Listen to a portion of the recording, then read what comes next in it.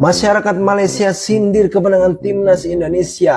Apa benar nih, wey? Ada peningkatan.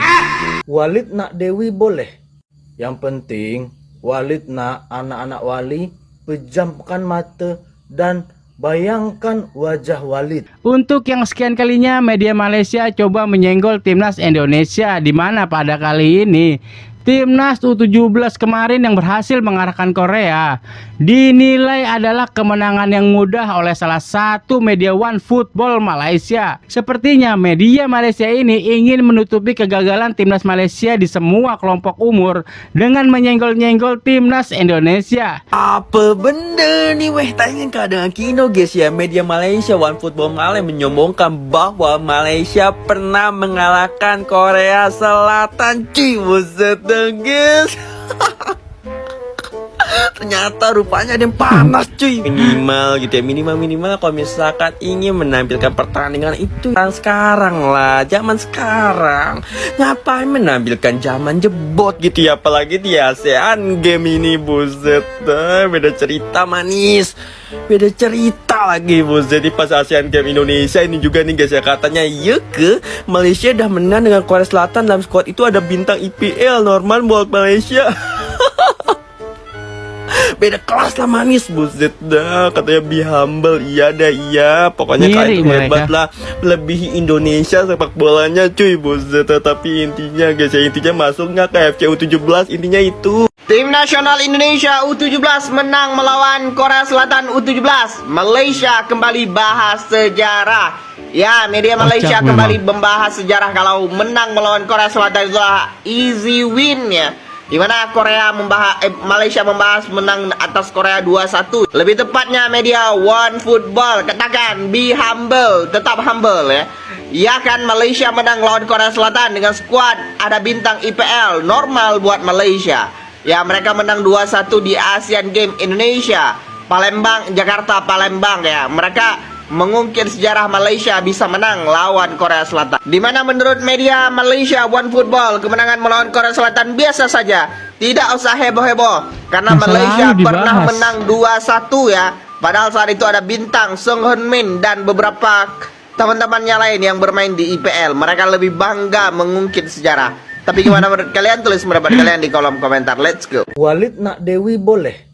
Yang penting Walid nak anak-anak Wali pejamkan mata dan bayangkan wajah Walid. Kau pikir aku Walid yang itu? Bukan ya. Kalaupun aku jadi Walid, bukan kayak gitu yang aku bilang, biar tahu kalian. Dengar ini. Walid nak kalian supporter-supporter kerdus ke Indonesia sana yang cakap Indonesia menang hoki lah, yang cakap Indonesia menang beruntung lah, parkir bus lah. Kau ingat senang ke lawan Korea Selatan? Korea Selatan tuh gergasi tau. Coba kau sebut satu dari negara ASEAN yang boleh kalahkan Korea Selatan. Tak ada tau. Jadi sepatutnya korang bersyukur Indonesia boleh kalahkan gergasi Korea Selatan. Ini korang pula ngomong Indonesia menang hoki konon. Aku bagi Walid kau nanti baru kau tahu rasa. Kalau menurut gua media Malaysia ini coba menutupi kegagalan timnas Malaysia di semua kelompok umur. Itulah kenapa media Malaysia ini mengangkat topik dengan menyenggol-nyenggol timnas U17 Indonesia. Dan sepertinya kemenangan melawan Korea di tahun 2018 itu nggak akan pernah mereka bisa lupakan guys. Dan selalu diungkit dan dibanding-bandingkan dengan timnas Indonesia. Ya kalau sudah gagal ya gagal aja, nggak usah menutupi kegagalan kalian dengan menjelek-jelekan timnas U17 Indonesia. Itu benar-benar lucu. Pecat Erick Thohir. Nggak percaya sama peci merah. Pemain dan pelatih lokal. Peci merah. Lebih baik daripada Belanda KW. Salam Pancasila. Ya kan, lokal lebih baik daripada import. Nova Arianto lebih baik daripada Sinteyong ataupun Patrick Kluivert. Ya. Terbukti timnas usia 17 berhasil mengalahkan timnas Korea Selatan. Ya, sementara timnas senior tidak mungkin bisa mengalahkan timnas Korea Selatan. Ya.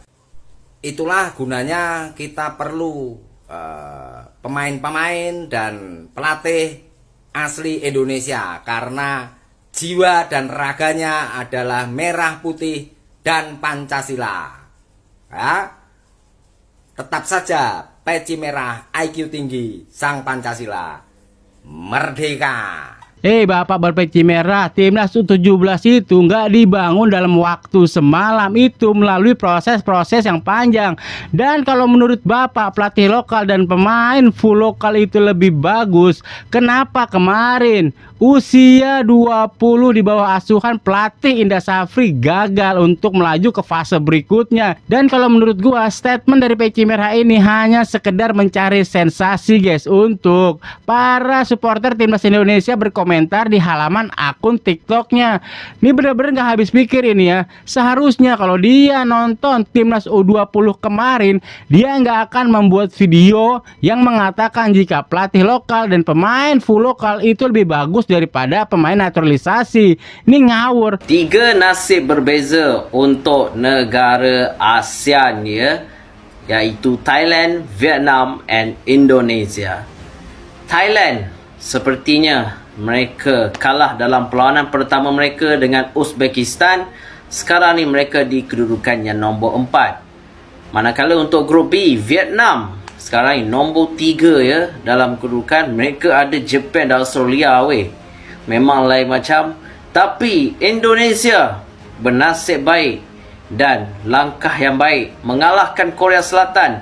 Right now diorang nombor 2. Rasanya kalau Indonesia menang selepas ni menentang Yemen dan Afghanistan, rasanya mereka dah automatik layak ke next round.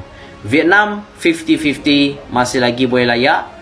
Dan Thailand, we don't know adakah mereka boleh layak atau tidak. Terpulang pada Uzbekistan atau Saudi Arabia. Mereka temu nanti kalau seri ke apa ke, mungkin ada peluang 50-50. Tapi Indonesia masih lagi boleh layak, insyaAllah. Apapun untuk AFC Under-17 Asian Saudi Arabia 2025, kita ingin lihat Indonesia, Thailand, Vietnam layak ke next round lah. Kita doa yang terbaik untuk wakil ASEAN untuk pergi lebih jauh. Jangan iri hati dan jangan komen-komen negatif ya. Be respectful. Itu saja. Salam. Sekedar informasi, Thailand tidak bisa meneruskan untuk ke fase berikutnya guys ya, karena semalam Thailand berhasil dikalahkan Arab Saudi dengan skor telak 4-1. Itu tandanya peluang Thailand untuk mengikuti babak selanjutnya sudah kandas guys. Saat ini dari Asia Tenggara menyisakan Vietnam dan juga Indonesia. Ya semoga aja di laga nanti malam Indonesia bisa meraih 3 poin lagi untuk melaju ke fase-fase berikutnya. Ya syukur-syukur masuk Piala Dunia. Timnas kita hanya membutuhkan 1 kemenangan lagi.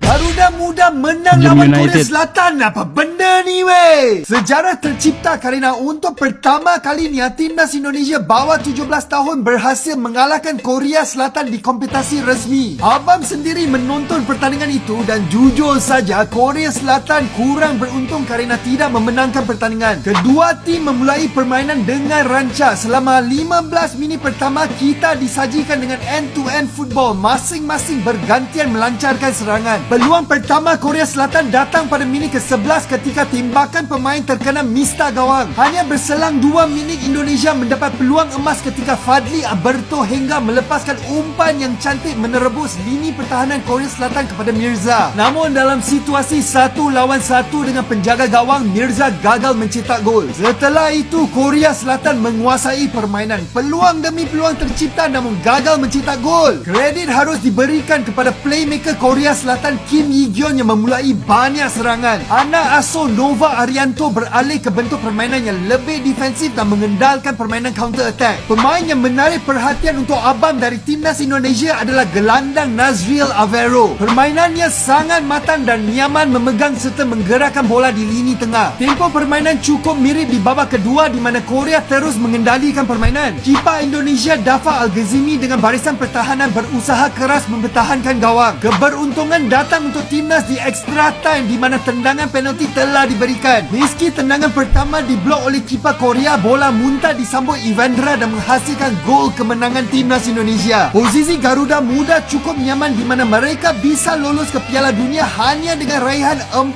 poin dari 2 laga berikutnya. Gimana geng? Adakah kalian confident dengan peluang timnas Indonesia bawah 17 tahun lolos ke Piala Dunia? Komentar di sini. Media Vietnam kaget timnas Indonesia U17 bisa kalahkan Korea Selatan di partai pembuka Piala Asia U17 2025. Loh, kenapa kaget? Ya, seperti yang kita tahu, timnas Indonesia kembali mengukir sejarah dengan mengalahkan salah satu tim unggulan di Piala Asia U17 kali ini, yaitu Korea Selatan guys, dengan skor akhir 1-0. Jelas ini menjadi hal yang mengejutkan untuk beberapa media luar, di mana seperti yang kita tahu timnas Indonesia itu tidak menjadi tim unggulan di Piala Asia U17 kali ini. Lalu apa faktor utama tim asuhan Coach Nova Haryanto ini bisa mengalahkan Korea Selatan? Faktor utamanya adalah mengenai fisik para pemain. Ya, seperti yang dikatakan Coach Nova Haryanto, hal pertama yang dibenahi dari timnas Indonesia U17 yaitu masalah fisik. Dimana setelah para pemain timnas Indonesia U17 menjalani latihan fisik, dan bisa sama-sama kita saksikan hasilnya seperti di foto ini guys. Fisik para pemain timnas Indonesia U17 itu sangat bugar, dan inilah salah satu alasan kunci kemenangan dari timnas Indonesia U17. Dan dengan hasil ini artinya timnas Indonesia U17 itu satu langkah lagi untuk back to back ke Piala Dunia U17 guys. Di mana tim asuhan Coach Nova Haryanto ini hanya butuh satu kemenangan lagi untuk memastikan diri bermain di Piala Dunia U17. So, jadi menurut kalian apakah timnas Indonesia U17 mampu mengagetkan media Vietnam untuk kedua kalinya dengan memberi kabar bahwasanya tim asuhan Coach Nova Haryanto lolos ke Piala Dunia? Ya, semoga aja di laga nanti malam melawan Yaman, timnas U17 kita akan meraih 3 poin lagi guys,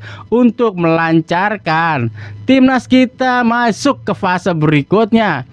Oke guys, cukup sampai sini dulu videonya. Jangan lupa ditekan tombol subscribe sebagai tanda perkenalan. Sampai jumpa di video selanjutnya. Assalamualaikum warahmatullahi wabarakatuh.